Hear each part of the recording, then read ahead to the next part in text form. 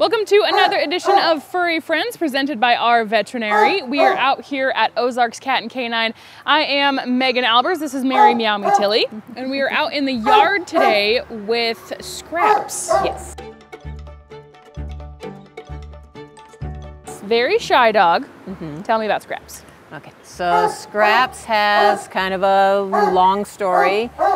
He came in originally to us in October of last year, and he was just nothing but skin and bones. And that was why I named him Scraps, was because Scraps was the name of the bone dog in the Corpse Bride movie. Okay, there we go. So it was fitting at the time.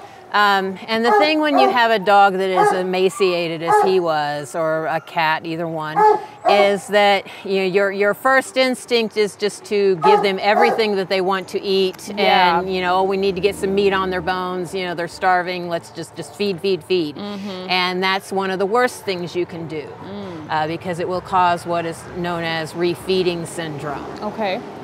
So the best thing to do in a case like this is very small meals, just a few kibbles at a time, more often throughout the day. Yeah. That can be very hard for us to do here at the shelter because of the hours we're here. So somebody that we work with quite a bit took him on. She's very experienced with refeeding syndrome and things like that. So she took him home to foster to get him fed slowly, get some meat on his bones, and get him back into good health. And while she had him, she got very attached to him and decided to adopt him. Yeah. And so it was several months down the road before he was healthy enough to get fixed, get his vaccines and everything. So he got fixed in early February of this year. And everything was going great until he started getting his energy back and being healthy, being able to move around a lot more and all that. And she discovered that he was a fence jumper. Oh boy. And he would jump the fence and then he would run, and she would have a hard time trying to catch him and everything. The other aspect of him being with her was he became very, very attached. He's a very clingy boy. He's got to have his human with him all the time. Yeah. And so which made it a little more difficult for us to understand why when he would jump the fence that he wouldn't come back to her, but things happen like they do. And ultimately it ended up in a situation where she felt like she could not keep him safe. She did not want to just keep him tied up outside all the time. When he was outside, she felt bad for him on that, and so she asked if she could bring him back. He did live with several other dogs. And he has done good with them.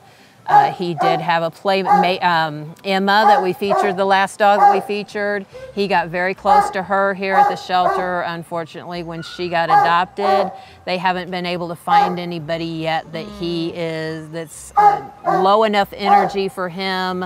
He's very calm, he's very shy, he's very clingy. Yeah. So we feel like that he will probably do best in a household where somebody is going to be there pretty much all the time. Yeah. He is going to have separation anxiety if you leave him alone, and then that can be something that can cause them to become destructive. I'm not 100% sure. I would think, knowing this person who had him, that he has probably been crate trained. Okay. So that if you have to leave him alone to go to the grocery store, go to the doctor, or something like that, that you can put him in a crate and he would be okay for a little bit. Yeah. We don't know about cats, and we don't really know about kids, but I would say he might be okay with like older kids, calmer ones. And maybe that might help bring him out of his shell, if he had a kid to play with. Yeah. That's just something we would have, you would need to bring your family in to spend some time with him and see how he reacts to that, because we really don't know. This person didn't have any kids. As far as I know, I know that she would take him to her parents when she would go to them, and he got pretty attached to her dad as well. But as far as I know, he's probably not been around children. Yeah. But he's a good boy. He just, he's feeling abandoned right now, and he needs his human to be around him all the time. Yeah. Yeah. Yeah, So, totally understandable. He is a hound mix, is what we have him listed as, what we had him in as originally. She did do a DNA test on him, and I'm pretty sure I printed that out and put that in his records. So, you know, whoever adopts him, we can give them a copy of that. Not that it really matters all that much, you know, but some people do like to know. And he's 11 months old right now, so just shy of a year. And that's, you know, based on their best guess when he originally came into us. But he is now healthy, he's vaccinated, he's neutered, you know, he is ready to find his home because he's only been back with us for a month and he's really starting to decline. You know, when he comes out in the yard with the team, you know, they said, you know, they can come out 2 or 3 of them sit in a circle and he just goes and he snuggles on this one and then he moves over and he snuggles on that one, you know, and he doesn't really get out and play and romp around like a puppy of his age should.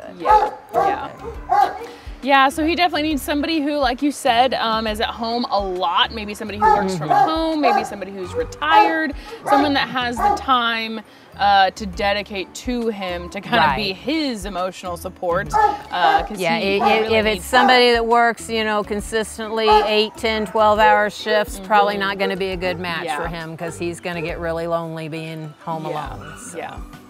So as always, if you want to come down and meet him, come down to Ozarks Cat and Canine, hang out.